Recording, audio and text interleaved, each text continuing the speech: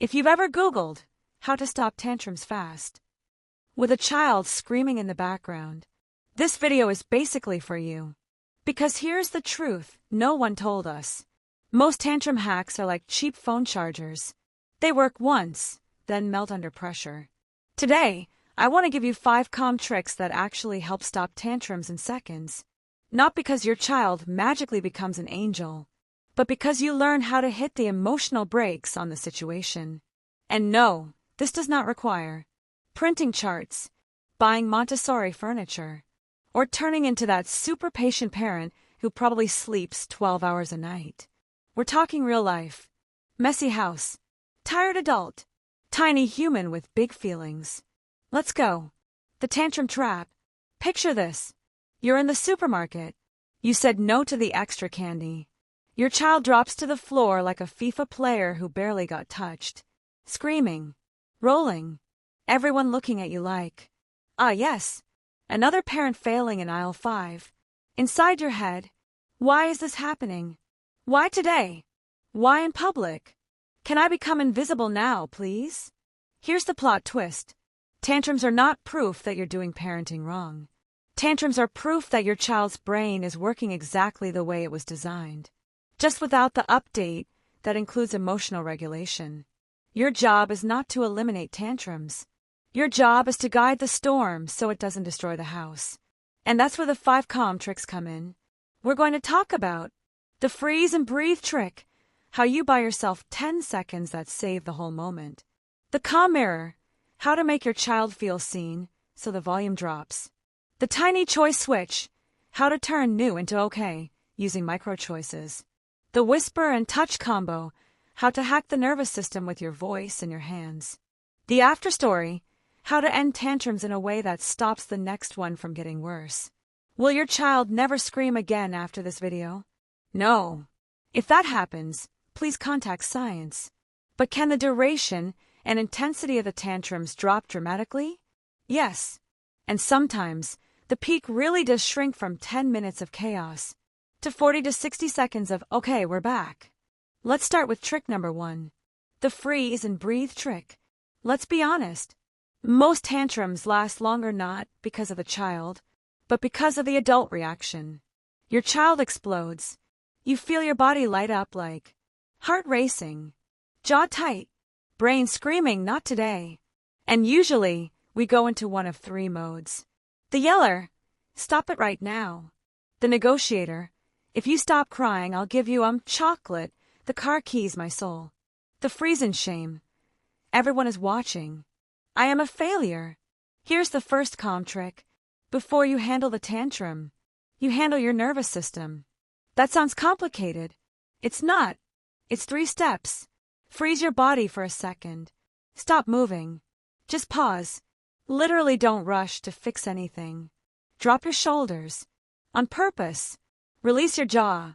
Take 1 slow breath. In through your nose for 4 seconds. Out through your mouth for 6. That's it. You might think, how does this help my screaming child? This helps because your child's brain is scanning your face and body. If you look like a volcano, their volcano explodes harder.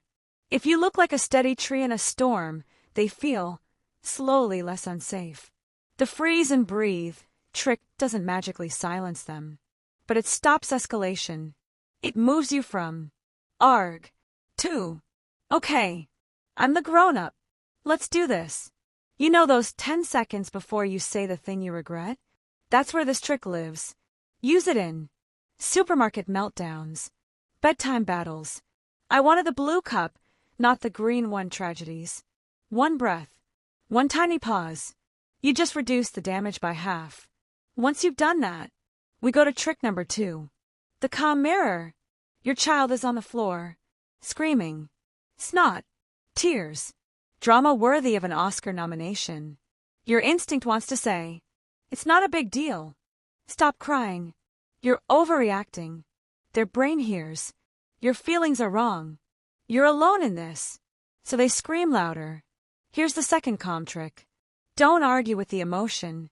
Mirror it. This is not about agreeing with the tantrum behavior. This is about naming the feeling underneath.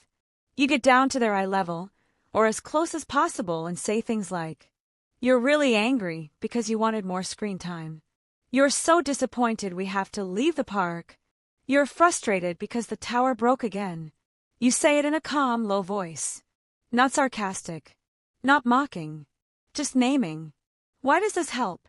Because the tantrum is basically your child's brain screaming, "Do you see how I feel?" When you mirror, you're answering, "Yes, I see it. I'm right here." And here's the wild part. When the feeling is seen, the brain can start to calm down. When the feeling is argued with like, "Stop it, it's nothing," the brain turns the volume up. Think of it like this. You are the calm narrator of the chaos.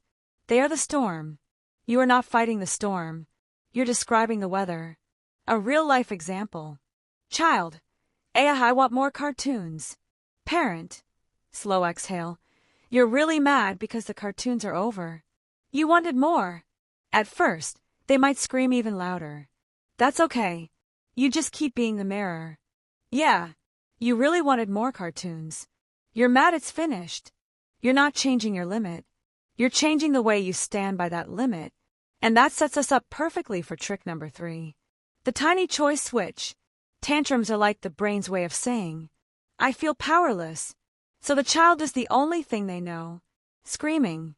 Throwing themselves. They're trying to get control back. And what do? We often respond with, "Because I said so." End of discussion. That's it. The message is, you have zero power. And the tantrum says, "Okay, watch this." So here's the third calm trick. Give tiny choices inside your non-negotiable boundary. You're not giving up your limit. You're giving them a safe way to feel some control. Examples. No more cartoons now. Do you want to say bye-bye to the TV with a high five or a wave? We have to leave the park. Do you want to skip to the gate or walk like a robot? We are going to the bath. Do you want to get in with Bubbles or with your yellow duck first? Notice, the limit is not up for negotiation. The choice lives inside the limit. Why does this calm things down? Because the tantrum brain is screaming, "I need to feel like I still exist." Tiny choices tell a child, "You still matter. You still have a say. I'm not crushing your whole world." And suddenly, the nuclear NOOOO can turn into, "Okay, but I'm the robot." Does this work every single time? No. Sometimes the child is too far gone. But many times, especially if you add it early, it flips the script extremely fast. From full resistance to reluctant cooperation. That's a tantrum win. Now, let's add some science-flavored magic with trick number 4. The whisper and touch combo. Most of us grew up thinking, "To be heard, I have to be louder." With kids in meltdown, the opposite is usually true. When you shout, their brain goes, "Alert! Danger!" Their system revs higher. This trick is very simple. First, you lower your voice. Second, you add 1 point of gentle, safe touch. Not grabbing, not dragging, not pinning. Just a soft hand on the back. A gentle hand holding theirs. A hug if they accept it. Let's break it down. Step 1. The whisper. You don't have to literally whisper, but you go below their volume. Slow, calm, clear. Instead of, "Stop screaming," you say, "I know. You're really upset. I'm right here." Your voice becomes the anchor. You're telling their nervous system, "We are not in danger. We can calm down." Step 2. The safe touch. If your child tolerates touch during tantrums, and some don't, and that's okay, you add a hand on their back, a gentle rub on their arms, or you sit close by, knee to knee, just being present. Why does this matter? Because calm voice plus warm touch equals your big nervous system helping their little nervous system. You're basically lending them your calm. An example. Child, screaming on the floor, kicking. Parent, sits nearby, one slow breath, hand gently on the floor beside them or lightly on their back. Parent, with soft voice, "You're so mad. I'm staying with you. When your body is ready, we'll go to the car together." No lecture. No threats. No 30-line speech about gratitude and kids in 1920. Just present. Calm. Simple words. You'll be surprised how often the intensity drops in under a minute when your vibe says, I'm not your enemy. I'm your safe person. And that brings us to my favorite part. Not just stopping this tantrum, but shaping what happens after. Trick 5, the after. Most parents believe tantrums end when the child stops crying. But emotionally, the tantrum only really ends when the child's body is calm, and the story they tell themselves about what happened is kinder. If we ignore the after, here's what their brain learns. When I lose it, I'm bad. My parent is mad at me afterward. My feelings are dangerous. So they either explode harder next time, or start to shut down their emotions. Neither of these is great. Trick number 5 is this. Use the calm moment after the tantrum to build skills, not shame. There are 3 parts. 5.1. Reconnect. Once the storm passes, even if you're still a bit annoyed, you do a small reconnect.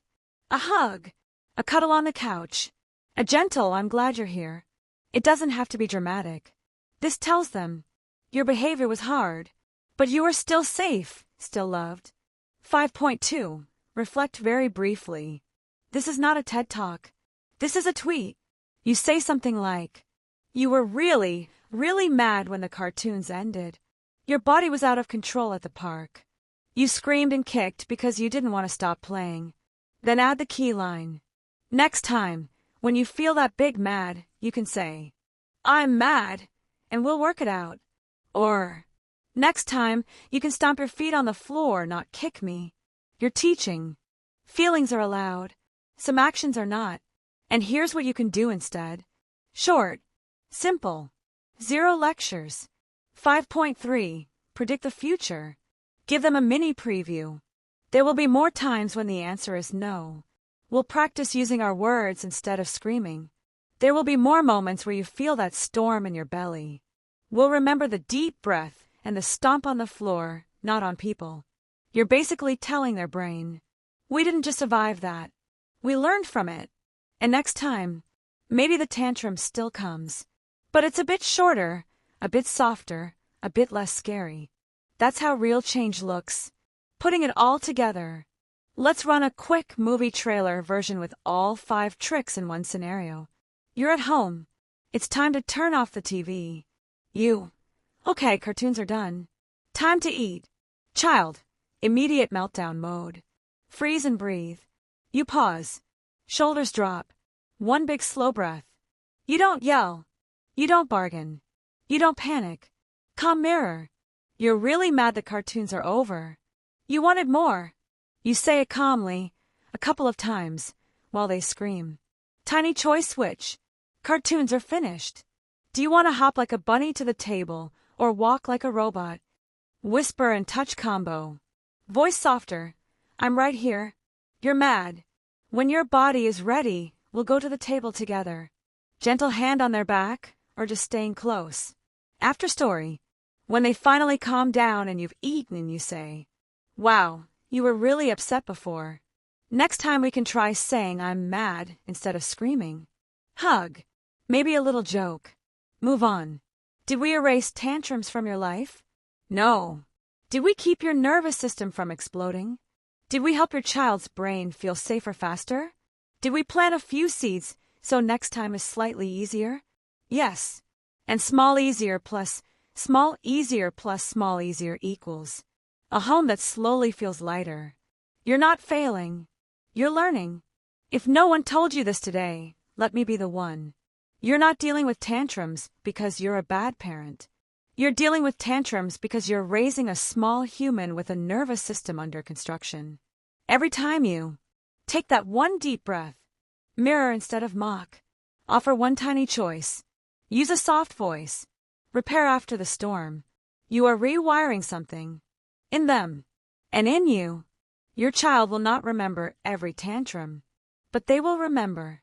When I was at my worst, my parents stayed. Sometimes they were tired and messed up, but they kept trying. I was allowed to feel, and I learned what to do with those feelings. You don't have to be perfect. You just have to be a little calmer than the tantrum. One trick at a time, one meltdown at a time, one deep breath at a time. And that for today is more